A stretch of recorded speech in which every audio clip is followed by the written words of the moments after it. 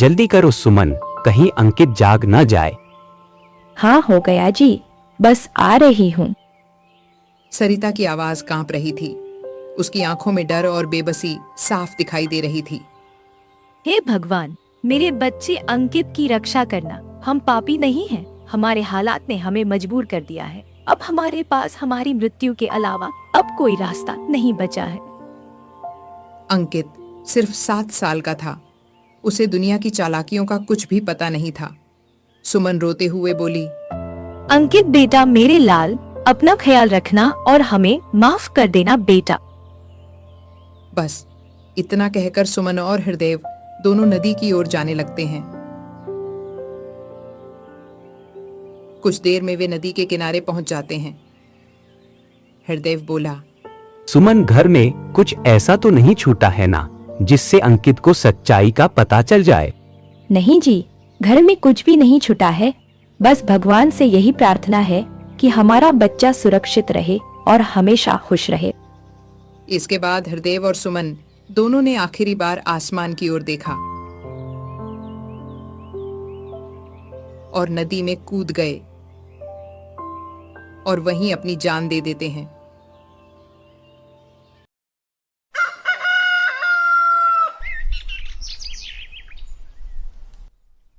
अगली सुबह, माँ, ओ माँ, उठो ना। अंकित आंखें मलता हुआ उठा। मुझे बहुत जोर से भूख लगी है माँ। अंकित अपनी माँ को आवाज देता है, लेकिन जब कोई जवाब नहीं आया तो वह रसोई की ओर गया।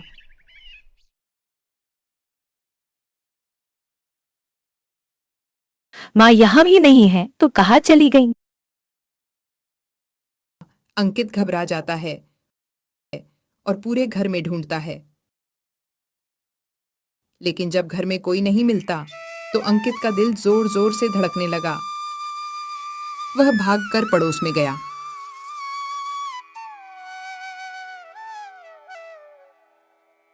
गिरधारी काका, आपने मेरी माँ को देखा है क्या? नहीं बेटा, मैंने तो सुबह से किसी को नहीं देखा है। ठीक है काका।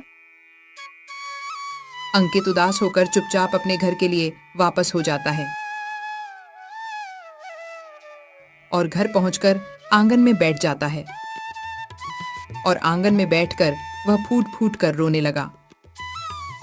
हे भगवान, माँ बाबा मुझे कभी अकेला नहीं छोड़ते थे, लेकिन आज वो मुझे छोड़कर कहाँ चले गए?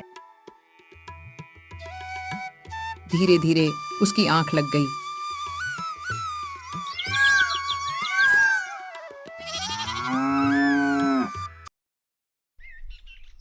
शाम का समय अंकित घबराकर उठा।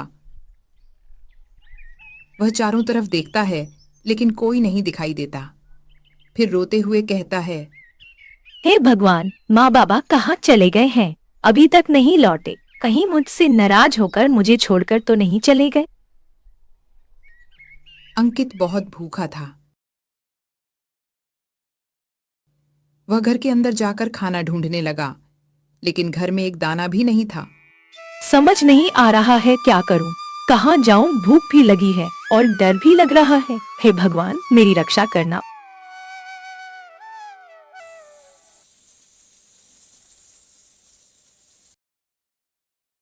अंकित बिना कुछ खाए पिए सो जाता है।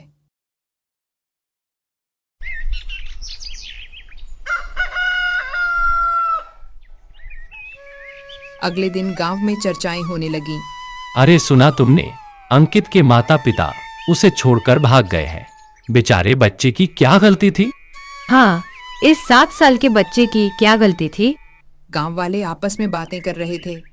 वहीं पास खड़ा सेठ भानु प्रसाद यह सब सुन रहा था। उसके दिमाग में एक लालच भरा विचार आता है। वह सीधे अंकित के घर पहुंचता है। अरे ओ अंकित, बाहर निकल।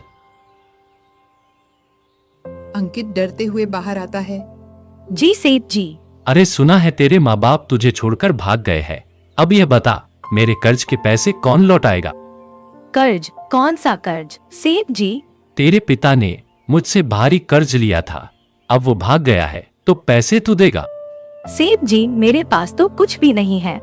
अगर पैसे नहीं है तो तू उम्र भर मेरे खेतों में मजदूरी करेगा, और जब तक मेरे सारे पैसे मुझे मिल नहीं जाते हैं तब तक मैं तुम्हें एक पैसा भी नहीं दूंगा।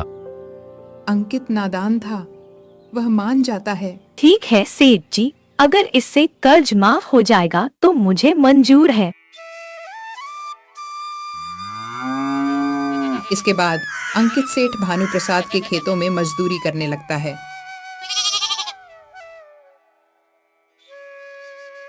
दिन भर काम के बाद उसे सिर्फ 2 सूखी रोटियां मिलती हैं।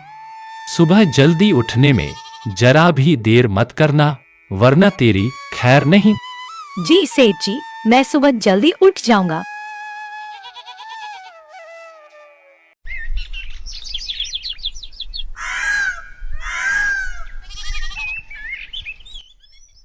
अंकित 20 साल का हो गया। एक दिन उसे उठने में जरा देर हो गई। अरे आज तो बड़ी देर हो गई, अब जल्दी से खेत में चलता हूँ, नहीं तो सेठ जी चिल्लाएंगे। जब खेत पहुंचता है तो सेठ लाठी लेकर खड़ा होता है। मुझे माफ कर दीजिए सेठ जी, आज थोड़ी देर हो गई। माफ कर दूं, और वो भी तुझे बिल्कुल भी नहीं, तुझे तो सजा मिलकर ही रहेगी। और सेठ उसे बेरहमी से पीटने लगता है। लेकिन आज पहली बार अंकित विरोध करता है।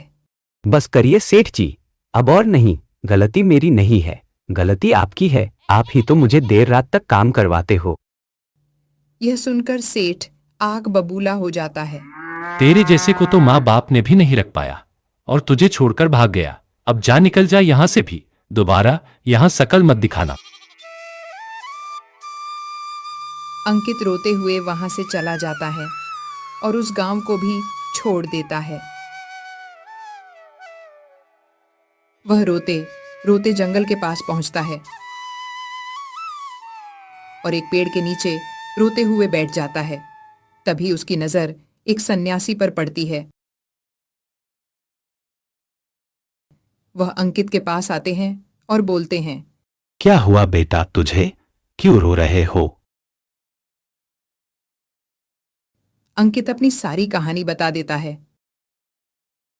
सन्यासी उसे फल देता है, हाथ की रेखाएं देखता है। बेटा तू बहुत भाग्यशाली है। अंकित हंस देता है। सन्यासी कहता है, बेटा तू पश्चिम दिशा की ओर जाना, तेरी किस्मत वहीं से बदलनी शुरू होगी।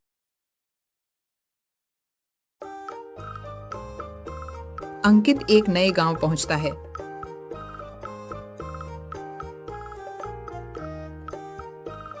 वहां उसे लक्ष्मीदासवन की मिठाई की दुकान दिखती है। लक्ष्मीदास 65 साल का बूढ़े आदमी उसे काम देता है।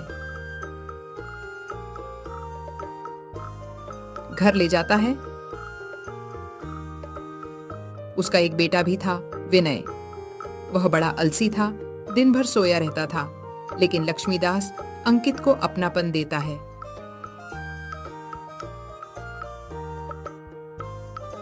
अंकित खाना बनाता है।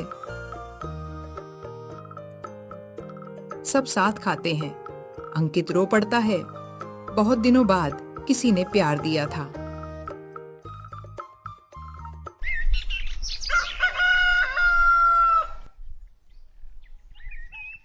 अगले दिन अंकित लक्ष्मीदास से बोलता है, अच्छा चाचा जी मैं चलता हूँ। लक्ष्मीदास बोलता है, अरे बेटा तू कहाँ जाएगा, इस गांव में तू बिल्कुल नया है। चाचा जी ऐसे में मैं आपके घर में कितना दिन तक रहूंगा, मुझे काम की तलाश में जाना ही होगा चाचा जी। बेटा अगर तू काम पर जाना ही चाहते हो तो राजा रणवीर सिंह के दरबार में जाओ, वो बड़े ही दयालु हैं, वो तुम्हें जरूर काम पर रख लेंगे बेटा, तुम वहीं चले जाओ। बहुत बहुत धन्यवाद चाचा जी, अब मैं चलता हूँ। अंकित वहां से चल पड़ता है। रास्ते में उसे चलते चलते एक घायल पक्षी मिलता है।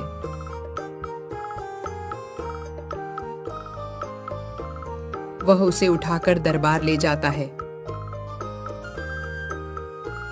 राजा चौंक जाते हैं।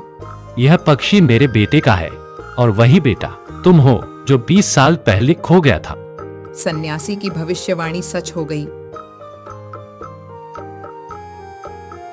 अंकित राजा के गले लग जाता है। पूरा राज्य खुश हो जाता है।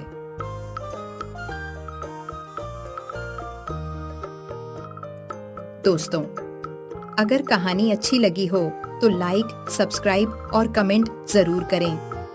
मिलते हैं एक नई कहानी के साथ में, और वीडियो पूरा देखने के लिए धन्यवाद।